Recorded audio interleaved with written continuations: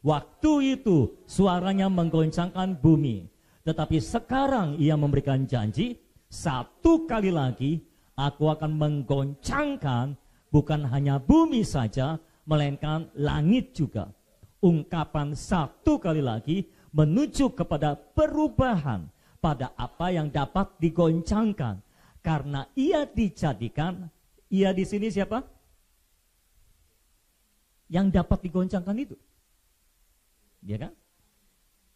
Ungkapan satu kali lagi menuju kepada perubahan pada apa yang dapat digoncangkan. Karena semua yang dapat digoncangkan itu dijadikan, atau karena semua kegoncangan itu dijadikan supaya, nah itu tujuan. Kalau bicara supaya artinya tujuan. Supaya tinggal tetap apa yang tidak tergoncangkan. Jadi sebetulnya apakah tujuan Tuhan mengizinkan kita ibadah di rumah-rumah? Sebetulnya tujuan Tuhan adalah membuat pembedaan. Tuhan akan menggoncangkan langit dan bumi. Tujuannya apa? Tujuannya supaya terlihat perbedaan antara orang-orang yang hidup dalam kerajaan yang tergoncangkan dan orang-orang yang hidup dalam kerajaan yang tidak tergoncangkan. Betul saudara? Jadi akan terlihat pembedaan. Akan terlihat perbedaan karena memang Tuhan sedang melakukan pembedaan. Kalau saudara mau melihat ukuran iman saudara, ukuran kedewasaan rohani saudara, apakah saudara berbeda dengan yang lain atau tidak, itu bisa dilihat saat-saat ini saudara. Saudara bisa mengukur sejauh mana ukuran iman yang Tuhan berikan, yang saudara sudah miliki, sejauh mana imanmu bertumbuh dari kasus corona saudara. Kita melihat apakah kita tergoncangkan atau apakah kita tinggal tetap tidak tergoncangkan. Karena semua kegoncangan yang terjadi dikerjakan oleh Tuhan bersama-sama, diizinkan oleh Tuhan bersama-sama dengan tujuan supaya ada perbedaan yang jelas antara orang-orang yang tergoncangkan dan orang-orang yang tak tergoncangkan.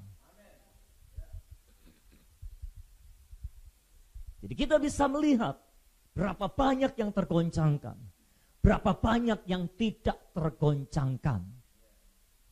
Saya berdoa semua saudara adalah orang-orang yang tak tergoncangkan. Saudara tidak akan melakukan apa yang orang lain lakukan, yang ketakutan secara berlebihan. Saudara juga menjadi orang-orang yang membedakan situasi dan suasananya. Karena saya percaya di dalam setiap permasalahan selalu ada seorang yang membuat perbedaan. Ini kegoncangan. Dan sebetulnya yang membuat kegoncangan terutama bukan coronanya, tapi suara Tuhannya. Ada yang Tuhan ingin katakan buat jemaat Tuhan. Ada sesuatu yang ingin Tuhan sampaikan buat gerejanya. Yang ingin Tuhan sampaikan buat gerejanya adalah bahwa sesungguhnya kita ini umat Tuhan telah dibedakan. Ada perbedaan yang sangat mencolok antara orang dunia dan umat Tuhan. Antara anak-anak dunia ini dan anak Tuhan. Dan Tuhan sedang membuat pembedaan hari-hari ini. Kita akan melihat orang-orang yang hidup dalam kerajaan yang tak tergoncangkan tidak akan tergoncangkan. Orang-orang yang menaruh akar rohaninya di dalam sorga tidak akan tergoncangkan karena apa yang terjadi dalam dunia ini. Justru saudaralah orang, justru di tengah segala kegoncangan, saudara akan menjadi bintang lapangan yang bisa membuat perbedaan. Nah, saya percaya Di tengah segala kegalauan yang sedang terjadi di Indonesia, yang sedang terjadi di seluruh dunia, umat Tuhan akan dibangkitkan oleh Tuhan untuk masuk dalam kegoncangan. Untuk apa? Untuk membuat perbedaan.